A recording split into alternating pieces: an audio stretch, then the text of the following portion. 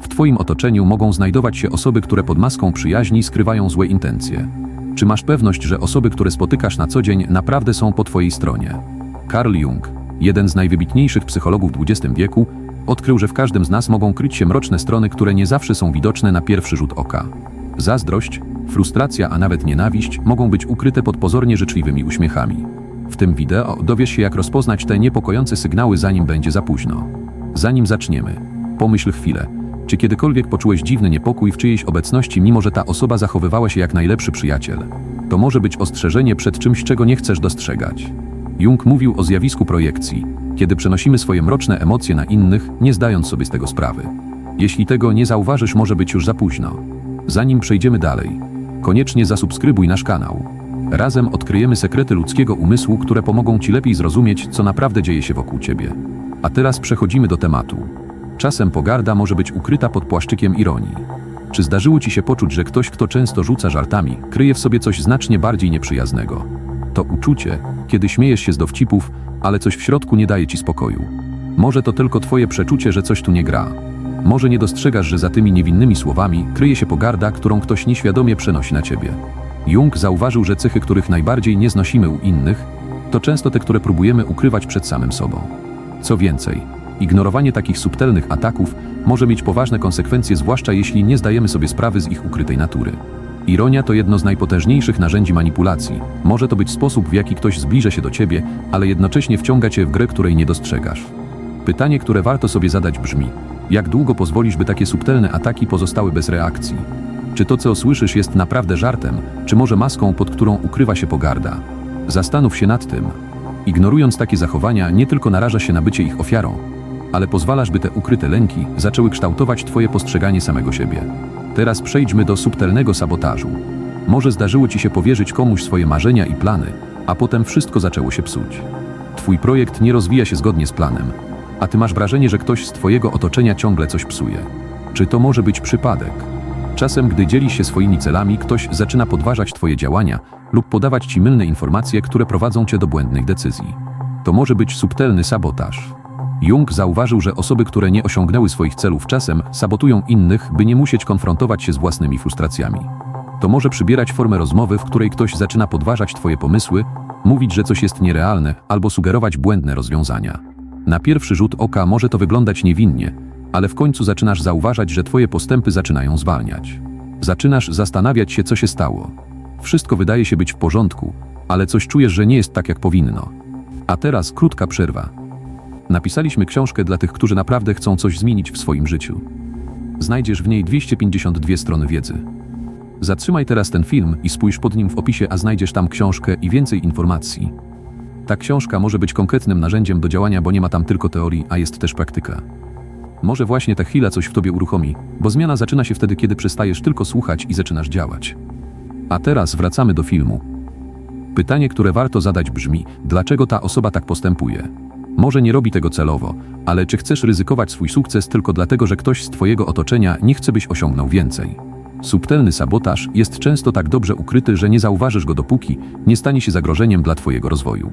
Zastanów się teraz, czy wiesz, kto w twoim życiu może nieświadomie sabotować twoje plany?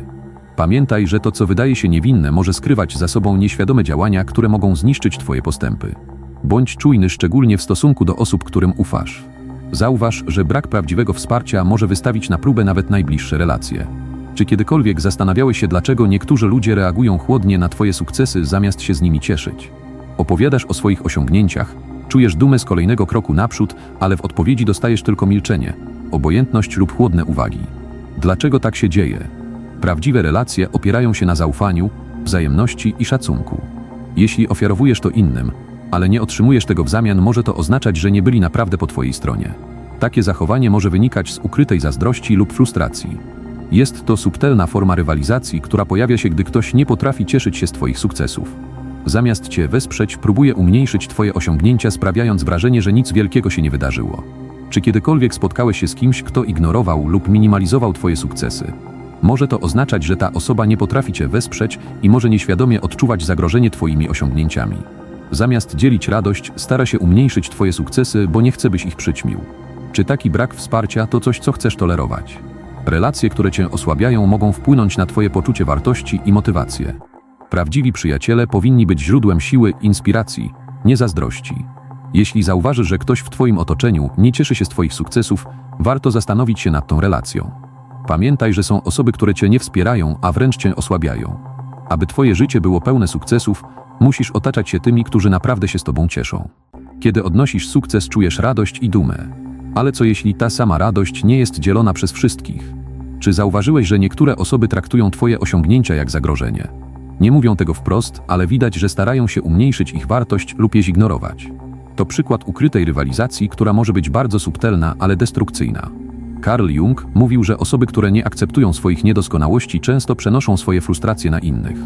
Postrzegają życie jako wyścig, w którym muszą wyjść na prowadzenie, a gdy ty odnosisz sukces, traktują go jako zagrożenie. Zauważyłeś, że ktoś w twoim otoczeniu stara się prześcignąć cię w czymś. Może w pracy, relacjach czy ogólnym sukcesie. Zamiast gratulować ci, jego reakcje są pełne rywalizacji. To nie jest zdrowa rywalizacja, to osoba, która nie będzie twoim sojusznikiem. Zastanów się, czy ktoś w twoim życiu traktuje twoje sukcesy jak wyzwanie, z którym muszą walczyć.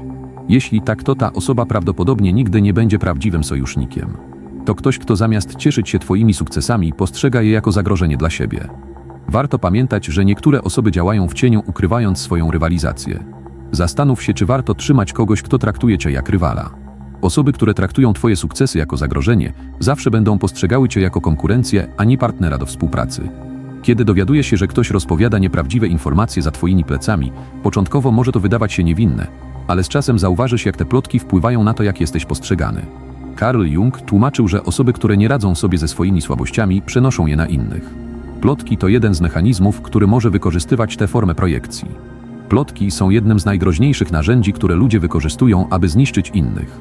Są ciche, podstępne, a ich skutki mogą być katastrofalne, zanim zdążysz w ogóle zareagować. Ale dlaczego niektórzy ludzie decydują się rozpowszechniać fałszywe informacje na twój temat? Przyczyny mogą być różne. Czasem to obawa przed twoim sukcesem, niechęć do twoich osiągnięć, a innym razem po prostu potrzeba wyładowania frustracji na kimś, kto wydaje się lepszy. Często ci, którzy szerzą plotki, nie są w stanie znieść, że ktoś inny osiąga więcej lub radzi sobie lepiej w życiu, co może budzić w nich zawiść i poczucie zagrożenia. Jeśli zauważysz, że w twoim otoczeniu pojawiają się nieprawdziwe informacje na twój temat, powinieneś natychmiast zastanowić się, kto jest ich źródłem. Bardzo często będą to osoby, które z pozoru udają twoich przyjaciół, ale w rzeczywistości żywią satysfakcję z twoich niepowodzeń, bo w ich oczach twoje sukcesy stawiają ich samych w gorszym świetle. Plotki nigdy nie pojawiają się przypadkowo. Są świadomą lub podświadomą próbą zniszczenia twojej reputacji. Z jednej strony mogą być szerzone otwarcie, a z drugiej mogą się rozwijać cicho, ale w każdym przypadku mają na celu manipulację twoim wizerunkiem i wprowadzenie wątpliwości w umysłach innych. Pamiętaj, że każda plotka, niezależnie od formy, jest próbą zaszkodzenia ci w oczach innych osób. Jak możesz się bronić przed takimi atakami? Przede wszystkim nie daj się wciągnąć w grę pomówień. Jeśli zdecydujesz się odpowiadać w podobny sposób, tylko pogłębisz sytuację, dostarczając dokładnie tego, czego oczekują ci, którzy chcą cię zniszczyć.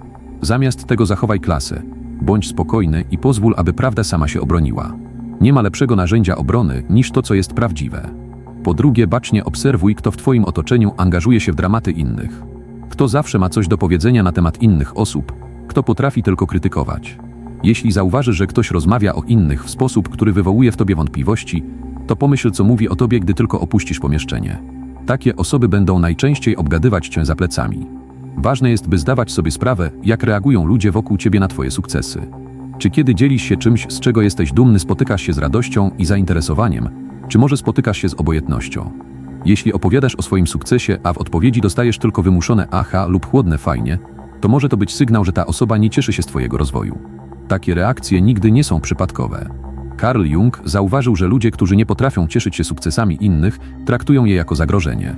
Może się zdarzyć, że ktoś w twoim otoczeniu nie potrafi pogratulować ci, ponieważ jego własne ego nie akceptuje, że ty osiągasz coś, czego oni nie mogą osiągnąć. Obserwując swoje relacje, warto zastanowić się, kto reaguje pozytywnie na twoje sukcesy, a kto próbuje je umniejszyć. Osoby, które mówią to nic wielkiego lub każdy mógłby to zrobić, często nie potrafią znieść tego, że ktoś inny osiąga coś, czego oni sami nie mogą osiągnąć. Takie słowa to mechanizm obronny, który ma na celu zminimalizowanie twojego sukcesu, żeby ukryć własne poczucie niepowodzenia. Prawdziwy przyjaciel natomiast będzie się cieszył twoimi osiągnięciami jak swoimi własnymi, będzie ci kibicować, wspierać cię, inspirować, nie próbując podważyć tego, co udało ci się osiągnąć. Czasami zdarza się, że dzielisz się swoimi trudnościami z osobami, które powinny cię wspierać, a zamiast tego spotykasz się z obojętnością lub wręcz bagatelizowaniem twoich problemów. Jeśli ktoś reaguje na twoje emocje chłodnym spojrzeniem i bez zainteresowania, to może być sygnał, że ta osoba nie tylko nie potrafi ci pomóc, ale wręcz nie szanuje twoich uczuć. Takie osoby często nie potrafią zaakceptować swoich własnych słabości, więc nie są w stanie okazać empatii innym. Zamiast wspierać cię, bagatelizują twoje problemy, bo nie chcą zmierzyć się ze swoimi. Dlatego warto obserwować, jak ludzie reagują, gdy przeżywasz trudne chwile.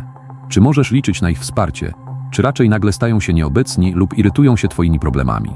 Najczęstsze oznaki braku empatii to stwierdzenia w stylu: przesadzasz, inni mają gorzej, nie musisz narzekać, zajmij się tym sam albo nie mam teraz czasu.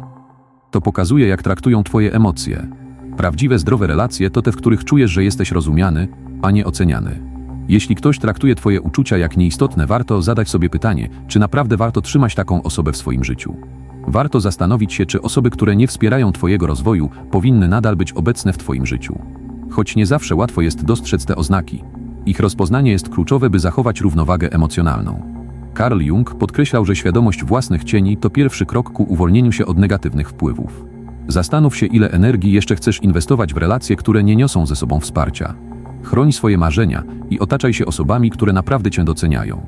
Pamiętaj, że zrozumienie mechanizmów psychicznych innych osób to nie tylko sposób na ochronę siebie, ale również na budowanie wartościowych, pełnych wsparcia relacji. Mam nadzieję, że ten materiał zainspirował cię do głębszych refleksji i poszerzył twoje spojrzenie na otaczający nas świat. Podziel się swoimi spostrzeżeniami w komentarzu i napisz, czy w twoim otoczeniu są osoby o podobnych cechach.